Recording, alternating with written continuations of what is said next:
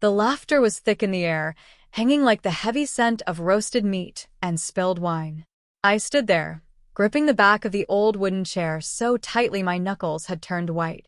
The grand family reunion was in full swing, and I wasn't supposed to be a part of it, not really. I was just the forgotten daughter, the mistake everyone pretended to tolerate for the sake of appearances. "Put her at the end of the table," my brother Daniel said loudly, his voice dripping with mockery. He flashed his perfect teeth in a grin so wide it could have cut glass. "That way no one has to see her face." The laughter that followed was cruel and lazy, the kind that stung not because it was unexpected, but because it was so well practiced. I swallowed hard, feeling my chest tighten. Every instinct screamed at me to turn, to flee down the grand hallway and out the polished oak doors. But I didn't. I stayed rooted, my heart thudding so loudly it drowned out their snickering. My mother, perched elegantly at the head of the table, raised her glass in a half-hearted toast as if to seal the insult into the evening. My father didn't even glance up. He was too busy whispering something to my sister-in-law, who smirked in return. I dragged my chair to the very end, the legs screeching against the hardwood floor, the sound so sharp it seemed to carve the air itself.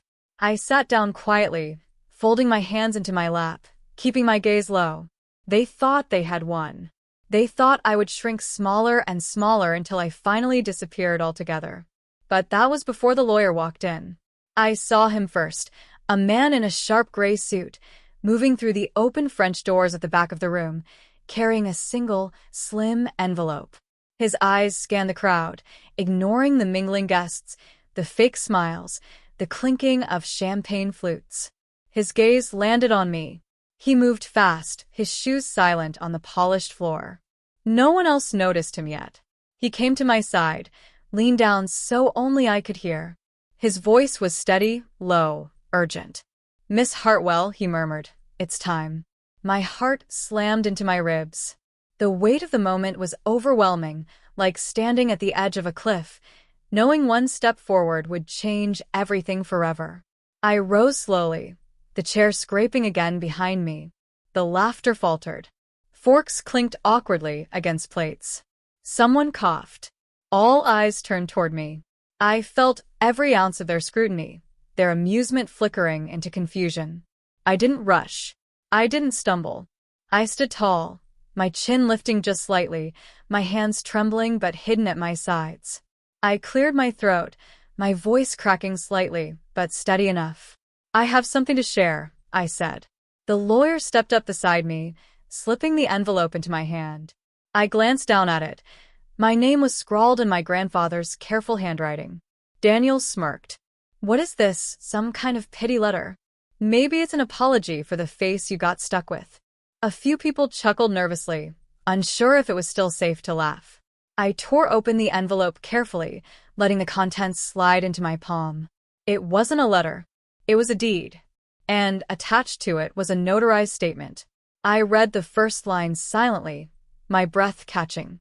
"I, Edgar Hartwell, being of sound mind, hereby declare my granddaughter, Clare Hartwell, sole heir to Hartwell Manor and all associated estates." The blood drained from my face, but it was not fear that gripped me. It was shock. And something else, something rising, growing, burning quietly in my chest. Strength. I looked up slowly, meeting Daniel's smug gaze, and watched it flicker, falter, crumble. "What's that?" my mother asked sharply, setting down her wine glass with a loud clink. I met her gaze, without blinking. "It's the truth," I said simply. I stepped away from the table, away from the seat they had condemned me to. I wasn't the invisible girl anymore. I wasn't the family's burden. I was their future. And they were about to realize that everything they had laughed at, sneered at, pushed aside, was the only thing standing between them and losing everything. For a heartbeat, the room was frozen in an almost sacred silence, like the air itself had been pulled from the grand hall, leaving only the stunned faces of my family behind. Then, like the first crack in a dam, my mother's fork slipped from her hand and clattered onto her plate. The noise was sharp and jarring, but not half as sharp as the way her face twisted. Disbelief, anger, fear all colliding behind her eyes. "You," she stammered, her voice shaking as she rose to her feet. This is ridiculous. A joke. Edgar he couldn't." The lawyer's expression remained carefully neutral. He stepped forward, pulling out a second document from the slim leather folder he carried. "I assure you, Mrs. Hartwell," he said, his tone as calm as a man describing the weather, "this is no joke. Mr. Edgar Hartwell amended his will shortly before his passing. It is legally binding and was witnessed by 2 independent parties." He laid the document on the center of the table, like a weapon. I didn't move. I didn't need to. They were doing it to themselves. One by one, the smiles slid off their faces like melting masks. My father's mouth hung open, his cheeks burning a furious, blotchy red. My brother's fingers drummed nervously against the mahogany table, the cocky gleam in his eyes replaced by something brittle, something desperate. The guests, family friends, distant relatives, shifted uncomfortably in their chairs, sensing the seismic shift they were now helpless to stop. It was Daniel who recovered first, forcing a dry laugh from his throat. "Come on," he said, voice too loud, too forced. "You're telling me she owns Hartwell Manor? Her? The same Clare who dropped out of law school? The same Clare who couldn't even hold a job for more than 6 months?" More weak laughter rippled down the table, but it was brittle, dying quickly. I took a slow step forward. "No," I said quietly. "I'm not the same Clare." I let the words hang there, heavy and deliberate. Because I wasn't. I wasn't the shy, apologetic girl they thought they could shove to the end of the table anymore. I had spent years rebuilding myself in the shadows, putting my heart back together piece by broken piece. I had learned how to fight, not with cruelty, not with fists, but with patience and a quiet, burning strength. "I know I've made mistakes," I continued, my voice steady despite the hammering of my heart. "But those mistakes taught me how to survive, how to stand on my own." Daniel opened his mouth again, but my mother slammed her hand against the table, making the silverware jump. "Enough," she barked. Everyone flinched, even the lawyer. "Claire," she said, her voice syrupy now, too sweet to be real. "You don't understand. The manor, the properties, the estate, they're too much responsibility. You're young, emotional. You wouldn't even know what to do with it." Her words coiled around me like smoke, the old tactics rearing their heads again, belittlement masked as concern. I smiled. For the first time in years, I truly smiled. "I'll figure it out," I said simply. There was a pause, a long, aching moment where it felt like the ground might split open beneath us. Then the lawyer spoke again. "There's more." He pulled another envelope from his folder, thicker this time, and placed it next to the will. I blinked. Even I hadn't expected this part. Mr. Hartwell also transferred full ownership of the Hartwell Trust Fund to Miss Clare Hartwell, the lawyer said. My mother staggered back a step like she'd been struck. My father swore under his breath. Daniel paled, so fast I thought he might faint. The Hartwell Trust wasn't just the manor. It was the bank accounts, the stocks, the investments, the entire family fortune. And now it was mine. I looked around the room, meeting the wide, panicked eyes staring back at me. "You're lying," Daniel whispered, voice cracking. The lawyer calmly opened a file and slid a thick sheaf of papers across the table. "Here are the notarized transfer documents. Copies were sent to the bank this morning." No one spoke. No one moved. For once, the ones who had spent their lives making me feel small didn't know what to say. They were drowning in their own silence. I took a slow breath, feeling the weight of years lift from my shoulders like a broken chain finally snapping. I didn't need to scream. I didn't need to lash out. I had already won. Without anger. Without hate. Without becoming like them. And somehow, that made the victory all the sweeter. I straightened my shoulders, brushed a lock of hair behind my ear, and turned to leave. But just before I stepped through the French doors into the cool evening air, I paused. I turned back, locking eyes with my mother. "Don't worry," I said, voice soft but cutting through the thick air like a blade. "I'm not here to punish anyone. I'm here to rebuild what you tried to destroy." Then I smiled again, calm, strong, real. And I walked away. The last thing I heard behind me was the sound of glass shattering against the floor. The evening air outside was sharp and cold, slicing through the thin fabric of my dress. But I barely felt it. Inside, behind those heavy oak doors, the world I had known, the one where I was small, invisible, unwanted, had shattered. They could keep laughing at the memory of me, but they couldn't touch me anymore. Not now. I made my way across the long gravel driveway, the stones crunching beneath my heels, the weight of the moment still sinking in. The lawyer jogged a few steps to catch up. "Miss Hartwell," he said breathlessly, "there's something else you should know." I stopped walking, turning to face him. "You were right to stand your ground," he said. "Your grandfather believed in you more than anyone ever did. He left notes with his instructions. Personal letters." My heart twisted sharply. Grandpa. The only person who had ever looked at me without a layer of disappointment clouding his gaze. The lawyer pulled a small envelope from inside his jacket, this one addressed in the same familiar, shaky handwriting, and handed it to me with a small bow of his head. I stared at it for a long moment before slipping it carefully into my clutch. Not here. Not now. I needed to be alone when I read it. The stars above were blurry with unshed tears as I moved toward the waiting car. As I climbed inside, I caught a final glimpse of the grand manor glowing behind me like some ancient monster, beautiful, impressive, but filled with rot beneath its perfect skin. I whispered under my breath, a promise to myself. I'll make it right, in my own way. The car pulled away, leaving behind more than just a building.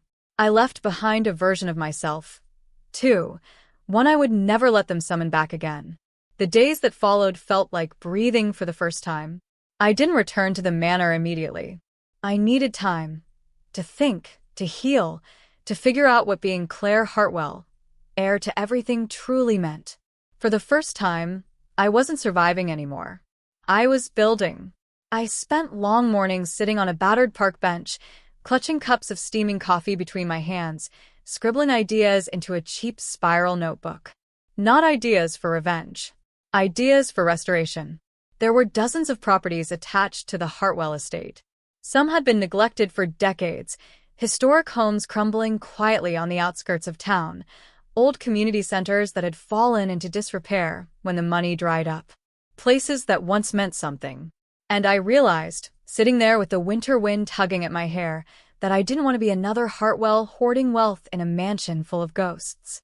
I wanted to rebuild something real. I started small.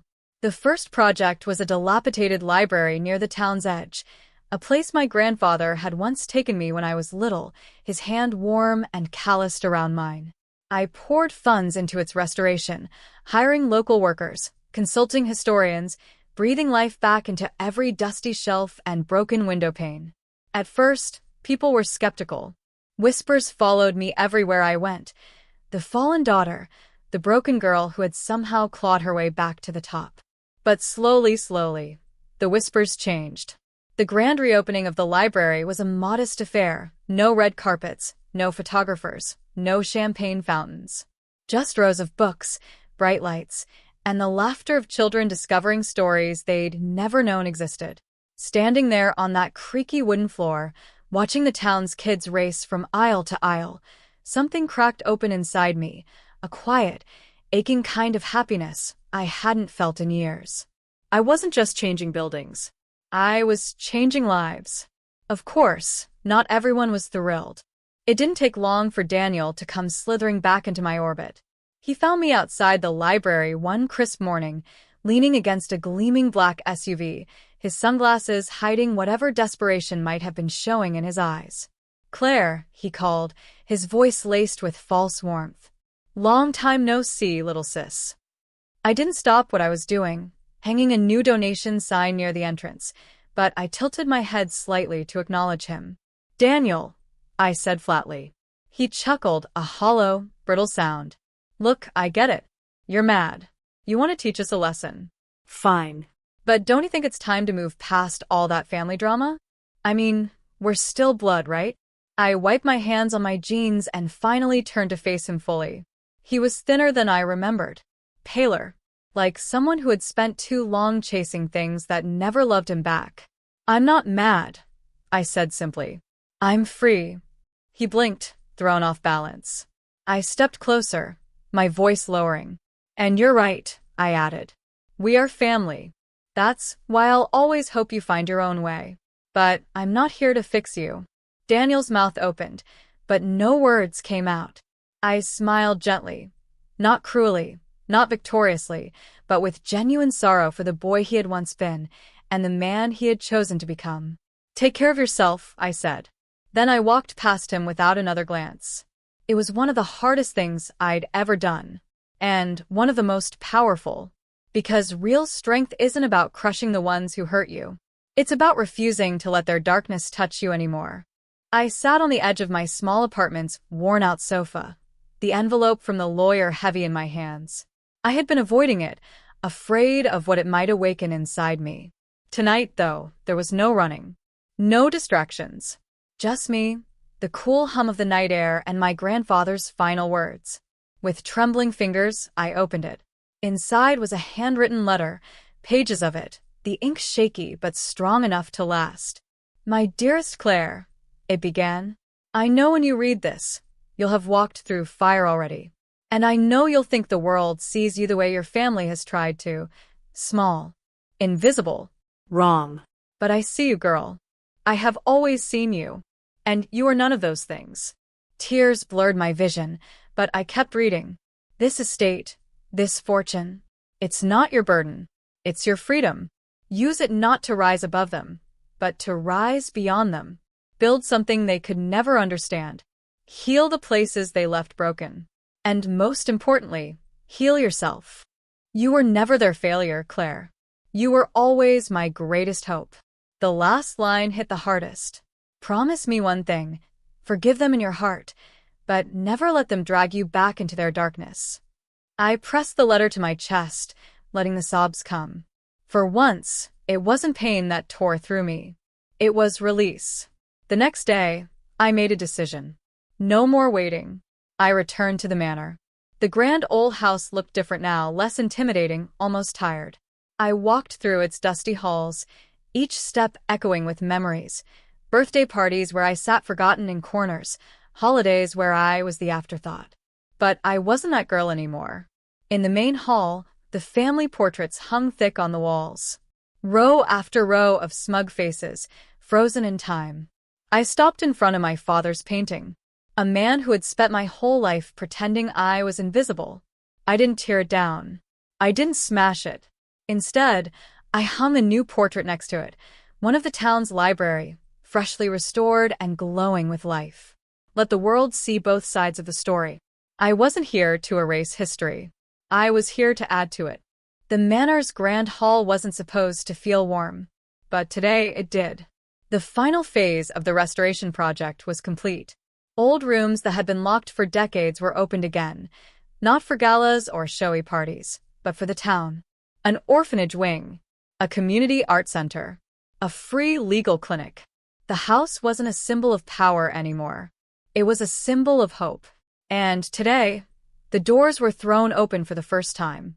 I stood near the front steps, dressed simply, no flashy jewelry or designer dresses. Just me, a clipboard, and a trembling heart.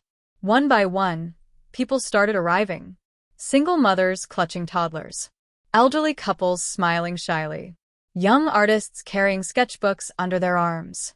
They weren't here to gawk. They were here to belong. Then, I saw them. My family. Standing awkwardly by the gates. Daniel. My father. My mother. They looked smaller somehow. As if the weight of what they had lost had finally settled on their shoulders. Daniel approached first, hands shoved deep into his pockets. "I heard what you did," he said, voice low. "The library. This place." I nodded but said nothing. He kicked at the ground, struggling for words. I didn't know you were capable of this," he muttered. I gave him a small smile. I didn't either. Until I had no choice but to find out. Behind him, my father watched, his jaw tight. My mother clutched her handbag, so tightly her knuckles were white. You built something real, my father said finally, his voice hoarse. Better than any of us ever did. It wasn't an apology, but it was the closest he could get. And honestly, it was enough. I took a breath, studying the swirl of old emotions clawing at my chest. You're welcome to come in, I said gently, if you want to see what hope looks like. They hesitated. Pride battled regret on their faces. But slowly, awkwardly, they stepped through the gates. Not as conquerors. Not as kings. But as guests. And somehow that felt right. Inside, the halls buzzed with life. Laughter echoed against the old stone walls. Paintings lined the once barren corridors. Children's voices bounced through the air like music. And at the center of it all, I stood. Not as the girl they tried to bury, but as the woman they couldn't ignore anymore. I found myself smiling, not out of bitterness, but out of something deeper. Something healing. Because real victory isn't about crushing the ones who hurt you. It's about becoming someone they can't help but respect, and forgiving them enough to let them witness it. Later that night, as the last guests trickled out and the manor quieted down, I found myself sitting alone on the front steps, staring up at the stars. I pulled out my grandfather's letter again, reading the last lines one more time. Promise me you'll live in the light, Claire. I promise, I whispered. And I meant it. With everything I had left inside me.